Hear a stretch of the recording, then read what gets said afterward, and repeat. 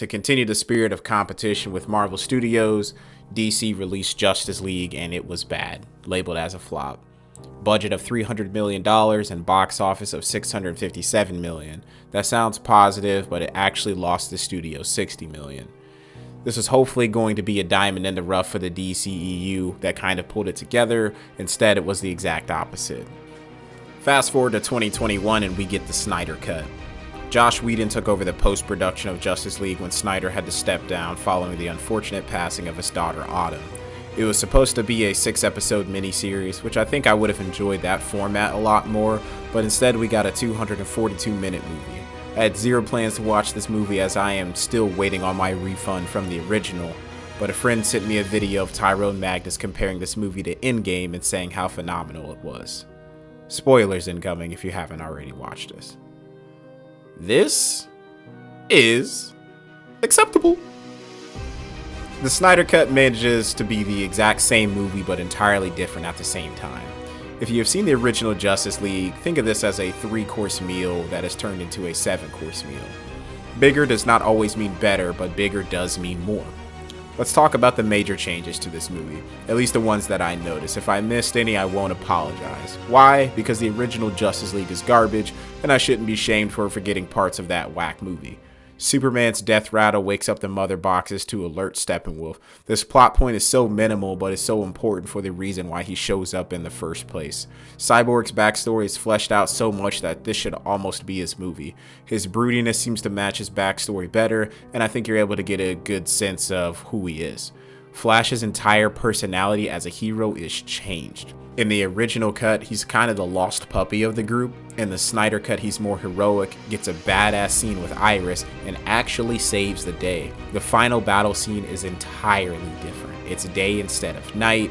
Flash isn't on the evac patrol. Flash has an incredible run back in time scene. Superman's appearance is much more black suit Superman instead of what we got. Superman wakes up a tad bit more pissed off than the original, which was pretty cool. Darkseid is the one who came to Earth in the first time, not Steppenwolf. Martian Manhunter shows up, extended future scenes, and Cyborg's father dies. The core of what Justice League is doesn't change. The plot is still revolved around the mother boxes, Steppenwolf, and Batman putting together the whole Justice League. Which reminds me, this just needed to be a Batman movie. You didn't need to title it Batman, but Batman is at the center of what's going on. The fact that everyone seems to like or respect Alfred too, and the type of wisdom exchanges that occur between Bruce and Alfred really make me think that this should have been a Batman movie. The first scene outside of the opening credits and the last scene both have Bruce Wayne. He's a core part of what's going on, but not the main focus. That may be the point of Justice League in its entirety, but I think it works better focused around him. They just don't have the depth anywhere else to put it on another character based on the way they told the story. But for the most part, I am impressed. It somehow takes the previous movie and makes it watchable, which is a feat because that movie sucks. There are still things that are problematic, such as too many slow motion scenes, specifically with the Amazons. It's honestly one of the most frustrating parts of this movie to watch. Just let the Amazonians be cool in real time. I don't need to watch all their fights in 2x slow motion. The music choices felt pretty odd throughout the movie.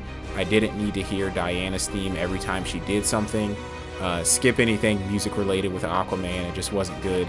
All the scores with the death of Superman just felt like they were trying too hard. I get it, Superman's dead. The movie doesn't feel epic enough to be divided into parts.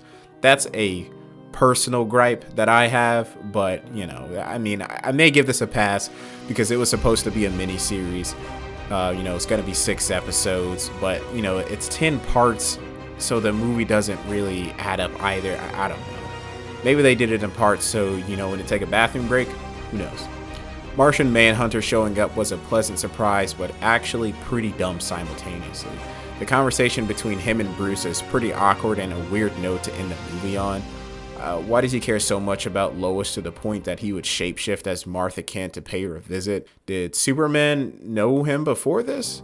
Also, why isn't he helping with the whole Steppenwolf problem? Or Doomsday problem? Or the General Zod problem? I think it's because of budget. Do you think it's because of budget?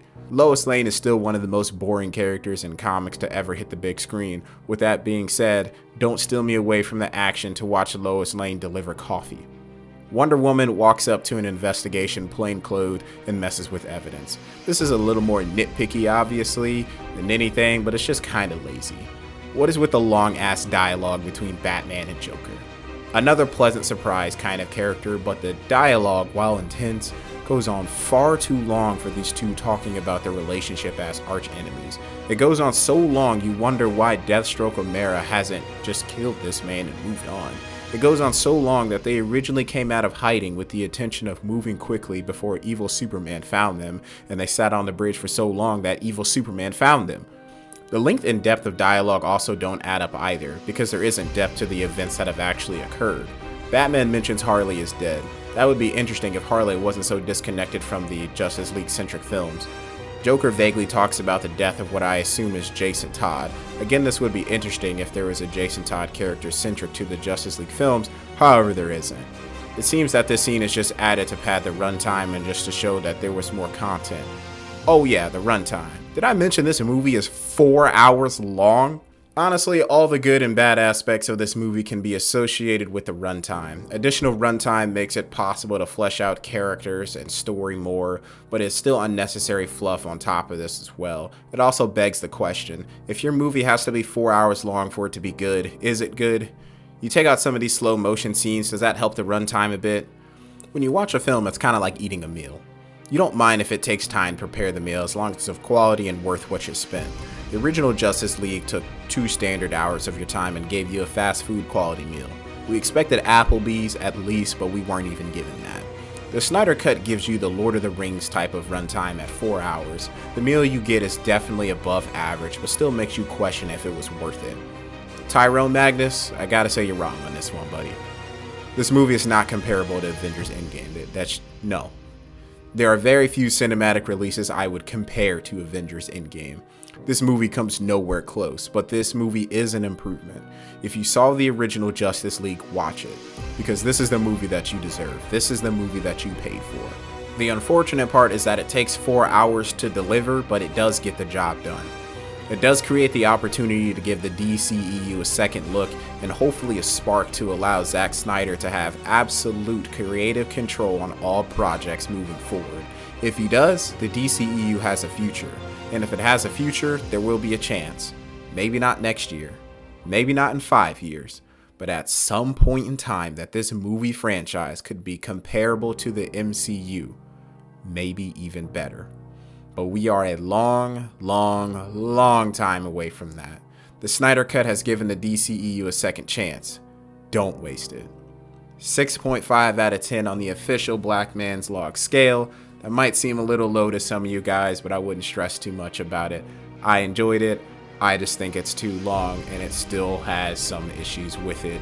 But we'll see what Zack Snyder's got up his sleeve. Thanks for joining me on Black Man's Log.